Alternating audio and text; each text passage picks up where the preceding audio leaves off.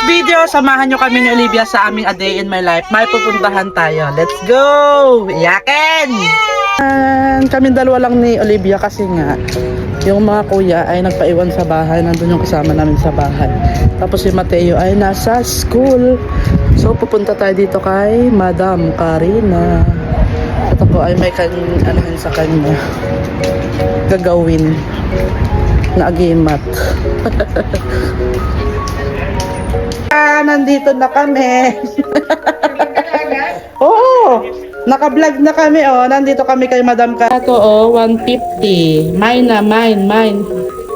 Oh, yan oh. Ganda. Ganda ng mga pananda ni Madam. Oh, shout out. Karina Star Travel. Ang ganda niyan. Kano yung ganyan? Ano ko pa? Bagong dating yan. Wow, bagong dating yun guys. Oh. Bongga talaga si Madam. Oh, mga earrings na maliliit. Ayan. Oh, gusto nyo mag-book ng travel? Karina Star Travel. Guys, kaya nandito ako dahil meron silang mga pre-love. Nakakatuwa dahil itong kanilang halagang 1,000 pesos na $1,000 na earrings, mabibili ko na lang siya ng 700 plus. O diba, ang laki ng discount, no? Ang ganda nito, 22 carats gold to, oh, tingnan nyo. Akin na to, walang magmamine, akin.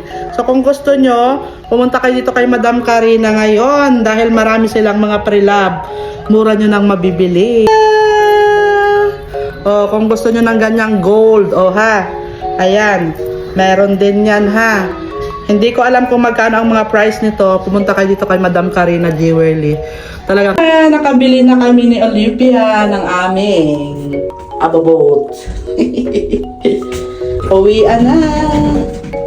Pero bago ako uwi, bibili pala muna ako ng cheese ni Kuya. Bumili kami ng tinapay ni Olivia dito sa Neneng sa loob ng mall. Nyo kami ulit dahil susunduin natin si Mateo sa school. Let's go! Pinapawisan ako, nakakakarga kay Olivia. Nandito na kami sa school ni Kuya Teo. Dalaga ko let's go, sunduin natin si Kuya. Kuya Teo, back from school.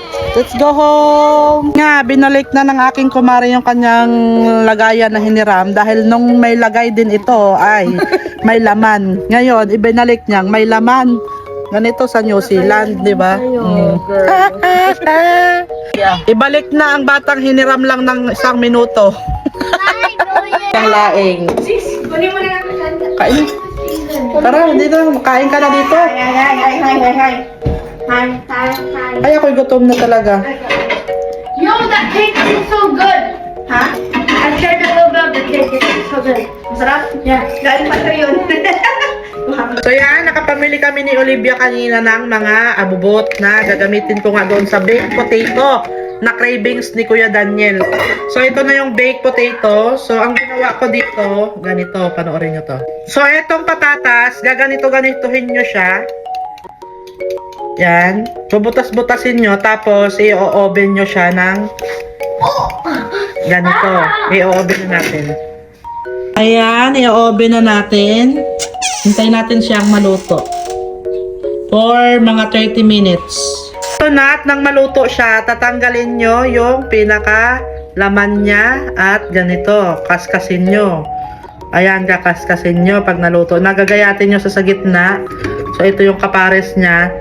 Tapos ilalagay nyo sa isang lagayan. So ito, nilagyan ko na siya ng butter. Tapos butter pa lang. So ilipat natin sa malaking lagayan. Natin sila dito. Ito guys, yung tomato relish. Lalagay natin siya dito. Ayan. So ito yung dole na ano guys. So yan, lagyan natin siya. Yan, nag-iyak na si Olivia. Nandito kasi Yan, lagyan natin to ng cheese. So guys, ito na siya, yung potato. So haluin nyo lang siyang ganyan. Ito na nga yung ano. Kaya gusto to ng anak ko kasi nga masarap. Ipapalaman dito sa ating potato skin. So itong mga ito ay galing sa community pantry. Yan.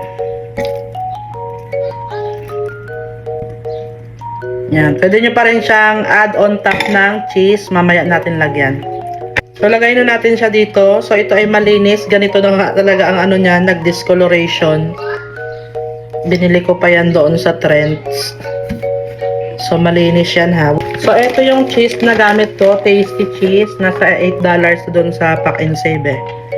So yung sa mga taga Pilipinas, gumamit kayo ng mga melted cheese. Ayan. Tasty kasi itong cheese na to, masarap. Guys, i-oven na natin to. I-oven na natin. Tapintin na natin mag-melt yung mga cheese. And guys, so after a minute lang ang lakas ng aking oven. So 280 yan kasi paluto naman. Luto na agad. Tara, hanguin na natin. Guys, taste reveal. Mabilis lang siyang lutuin. Ayan. Kailangan bago kainin yan, dapat malamig kasi sobrang melt ng cheese. Yung panganay kong naglilihi. Pinagagawa na nito ng dalawang magkuya. Mainit pa yan. Be careful. Bigyan mo siya, no? Ikaw, Chambe. Chambe, kumuha ka ng mangkok dun. Sarap? Ayan na ba yung cravings mo? Sabi mo nga? No. Thank you, Mom. Yeah. Back with you. Yeah. You have to eat. Bye. Okay, fine. Tikman mo, Chambe. Taste good? Yeah. Yummy? Yeah. Don't eat the skin. Mainit? Napasok ka, naloko ka. Na guys. Ay, libre. Ay, Chichika na yun eh. Ano nakaraan? nakadikit sa skin. I don't want that. Grabe, sobrang sarap. Yummy. I told you. Sarap talaga siya pag i-mash mo muna siya ng may butter. Lasang-lasa yung butter.